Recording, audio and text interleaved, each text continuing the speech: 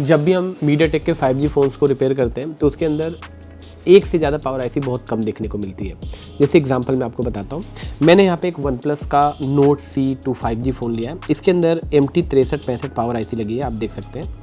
ये मेन इसकी power supply है और ये मेन पावर आईसी है, लेकिन इसमें पावर सप्लाई में वोल्टेज ज़्यादा चाहिए, तो इसमें 2 पावर यूज़ नहीं करता मीडियाटेक, ज़्यादातर एक पावर पे फोकस करता है। हाँ, कुछ मॉडल है जिसमें डबल पावर MT6363 यूज़ हुई है, लेकिन मीडियाटेक अपनी पावर सप्लाई को पूरा करने के लिए यहाँ पे एक और एक्सटर्नल बक कन्वर्टर लगाता है, एक MT6315, और यहाँ पे भी एक और बक कन्वर्टर लगा है MT6315। तो यहाँ पे पहली पावर आईसी ये हो गई और ये दूसरे पावर आईसी का पार्ट हो गया और ये भी पावर आईसी का पार्ट हो गया। तो टोटल हमारी पावर आईसी 3 पावर आईसी हम बोल सकते हैं, लेकिन इसको कंप्लीट पावर आईसी ना बोल के बक कन्वर्टर बोलेंगे।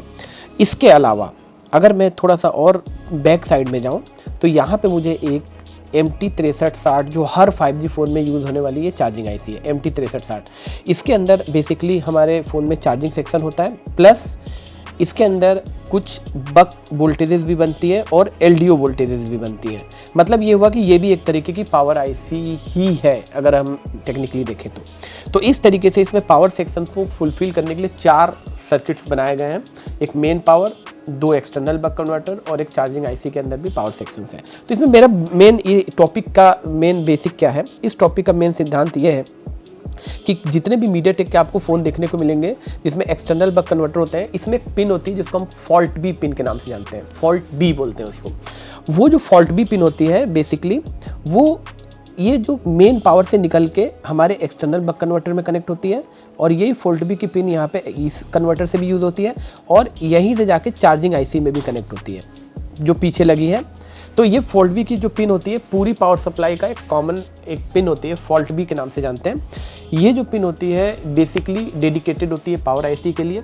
मतलब अगर हमारे पूरे पावर सेक्शंस में कोई भी फॉल्ट आता है तो इसी पिन से पावर आईसी उसको सेंस करती है। तो बहुत इंपॉर्टेंट पिन है। तो कभी कभी जैसे आपका फ़ोन वाटर डैमेज डेड हो गया, आपने बग चेक किया और बग में कोई बग नहीं बन रही, बग ड्रॉप है, तो उस कंडीशन में हम लोग बग की सॉर्टिंग चेक करते हैं, पावर आईसी को चेंज करके देखते हैं, CPU रिवॉल्व करके देखते हैं, बहुत सारे फंक्शंस हैं।